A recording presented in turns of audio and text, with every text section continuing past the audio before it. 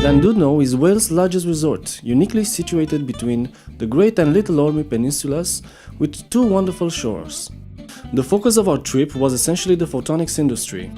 There is a strong semiconductor industry developing in Wales, which is world-class, featuring a growing number of exciting and innovative companies. The Optics Centre is relatively a focal point for Wales Photonics. The centre is managed by Glendower University that comprises a number of world-leading academic R&D groups, independent high-tech businesses and business support agencies, together with business events and conferencing facility attracting over 20,000 people per year. Led by project manager Tony Fox-Leonard, the team at Glendower University have met European Southern Observatory's extremely challenging specifications for the European Extremely Large Telescope project. This giant eye in the sky will gather light from distant stars and galaxies, will be 39 meters in diameter, made from 798 segments and located on Mount Ciro's Amazons in Chile. It is set to gather 15 times more light than the largest telescopes around today. The Optics Centre was developed to bridge between university research and the technology that you've seen being developed in the Technology Centre and business. So we've got business incubation centres here, and we have companies that will come here because we've got specialist facilities, because of our expertise, the expertise of other teams here. And so we will work with them on a commercial basis. We will help them develop processes and to test. We've got very extensive testing facilities for devices and materials. And this will help grow the optoelectronics industry which we have in this area. It'll help to support the existing businesses, and hopefully we'll see more businesses grow from the research which we're carrying out. It's been an absolute pleasure having the group over here and to show you what we do within our cluster. And as I was saying earlier, the strength of this cluster has been the combination of government with academia and also the private sector from industry. And this goes back about 20 years or so. And what we did is we got together with our government stakeholders and with industrial stakeholders and with the academic stakeholders, and we looked at what the future trends and demands for technology were. So we could see where we needed to fit various gaps, and we decided to make a conscious decision to invest in developing those technologies. And the key thing that's happened is allowed that to happen because we've worked very much in partnership. And over the last 10 years, that partnership has been very successful in supporting a sector that every year has delivered consistent growth. And the sector's grown by about 25% or so over the last 10 years. We are now one of Europe's strongest optoelectronics and photonics sectors, certainly the largest sector of its type and cluster within the UK.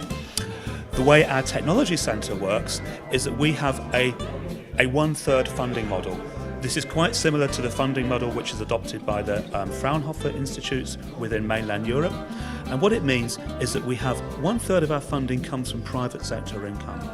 Another third of our funding comes from core government funding, which allows us to build the facility and to reinvest in taking on new staff and taking on new equipment, which has a general usage.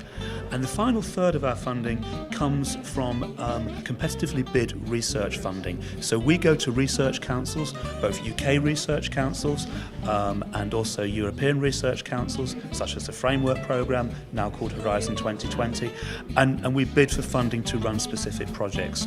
So every activity that you've seen here has had money coming in from private sector, from core government money, from our regional government, and also from national governments in terms of project funding.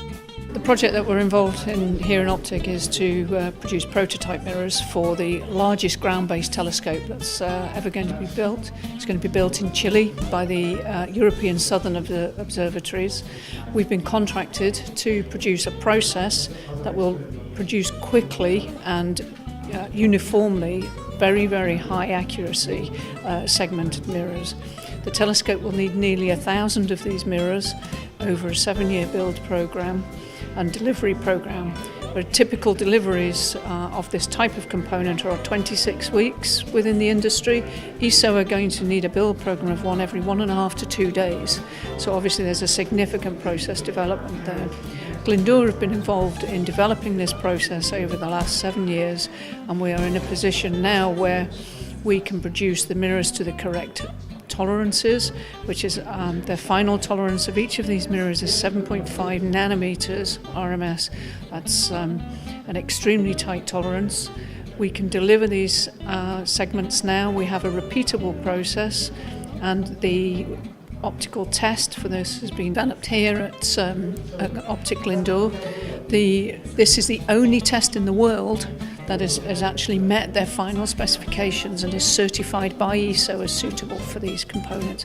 This is the department where we make the space qualified radiation shielding glass. We make two products for the space industry. We make solar cell cover glasses which protect the solar cells of the satellite, and we make optical solar reflectors which are used for thermal control of the satellite. They're made from very, very thin microsheet glass, special glass with thickness ranges from 50 to 500 micron.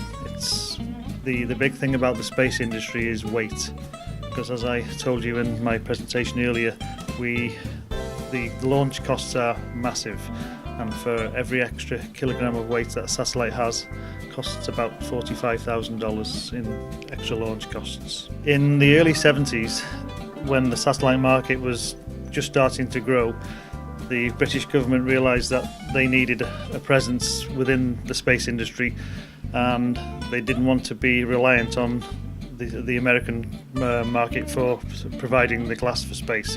So they funded the research and development in conjunction with Pilkington Glass to design and develop the glass for space glass. The first space glass was called CMS. It was a soda lime glass, and that was used for about the first 15 years. We then, again in conjunction with the government, developed CMX, which was the replacement for CMS glass. Again, government funding helped us test and qualify that glass, and subsequent glass types we've developed and funded ourselves.